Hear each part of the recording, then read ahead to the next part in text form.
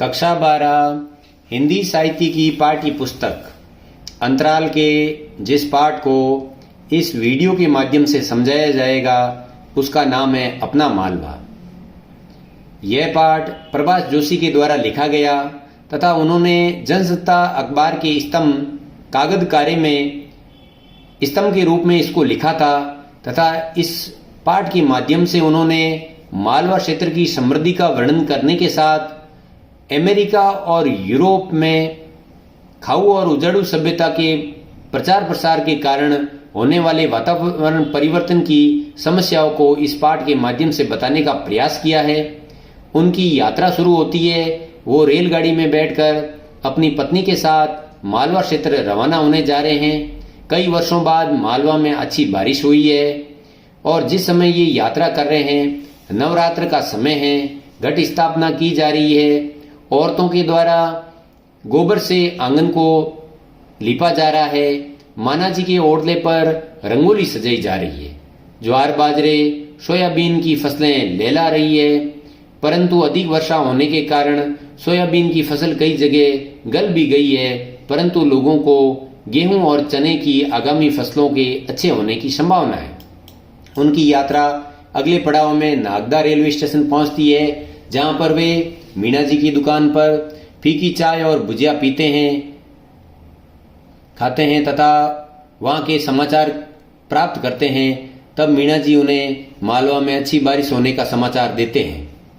आगे बढ़कर वे उज्जैन में शिप्रा नदी का दर्शन करते हैं और इस बार शिप्रा नदी ने लोगों के घरों में प्रवेश कर लिया है और ऐसा प्रतीत हो रहा है मानो वह महाकाल के चरणों को धो रही है।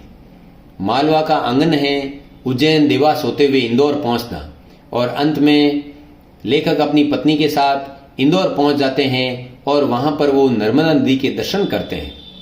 नर्मदा नदी को देखने के लिए दो तरफ से उनकी यात्रा होती है।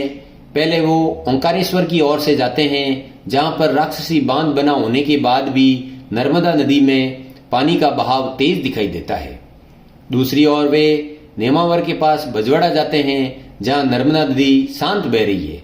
रात्रि के समय वो नदी के किनारे विश्राम करते हैं और वहां बैठकर उन्हें अपने मां के आंचल की अनुभूति होती है। दोनों बार उन्हें विंध्य के घाटों से उतरना पड़ता है। एक तरफ सिमरौल तो दूसरी ओर बिजवाड़ा का घाट है। दोनों में सांगोन के जंगल है। नेमावर के रास्ते केवड़ेसर से शिप्रा नदी का उद्गम होता है। विंध्य के जनाभाव की पहाड़ी से चंबल नदी का उद्गम होता है।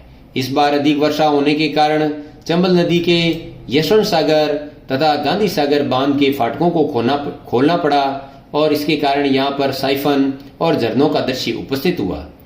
पार्वती और काली सिंध के द्वारा भी उनके रास्ते को रोका गया। यहाँ पर एक स्थान है जिसे हाथीपाला कहते हैं और पुराने जमाने में इस नदी को पार करने के लिए हाथी काम में लिए जाते थे, अतः इसे हाथीपाला के नाम से जाना जाता है।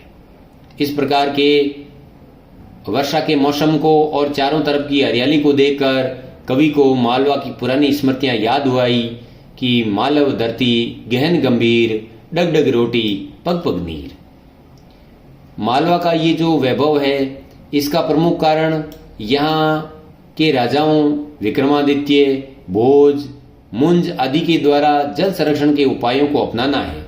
उन्होंने अपने समय में मालवा में अनेक तालाब और बावड़ियों का निर्माण किया ताकि लोगों को वर्षा के बाद भी जल की प्राप्ति हो सके और गर्भ के पानी को जीवंत रखा जा सके। इसका अर्थ ये हुआ कि भारत में जल संरक्षण के उपायों को रेनेसां या पुनर्जागरण से पहले ही अपनाया जा चुका था। परंतु यदि हम मालवा के इतिहास को देखें तो नई दुनिया लाइब्रेरी में इसमें 100 वर्षों से अधिक समय के इसके इतिहास को बताया गया है, जिसमें बताया गया है कि मालवा क्षेत्र की औसत वर्षा लगभग 28 इंच होती है।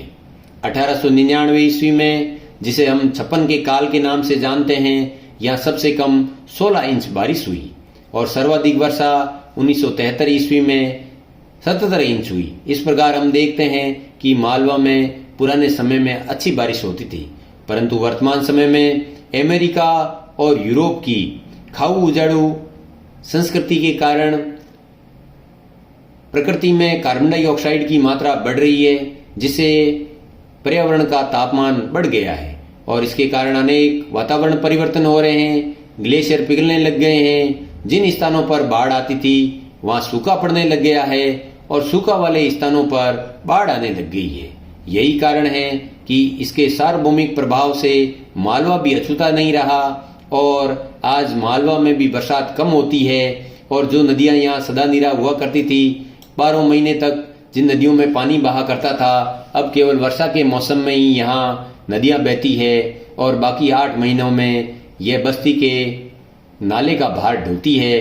अर्थात औद्योगिक सभ्यता उजाड़ की अब सभ्यता है जिसने मानव जीवन को प्रभावित किया है। और यहाँ पर इन नदियों में अतिक्रमण, औद्योगिक घरानों से छोड़े गए गंदे पानी के कारण नदियां प्रदूषित हो चुकी है। अतः हमें इस औद्योगिक विकास की अपसभ्यता से बचना होगा, अन्यथा इसका प्रभाव और भी भयानक होगा। धन्यवाद।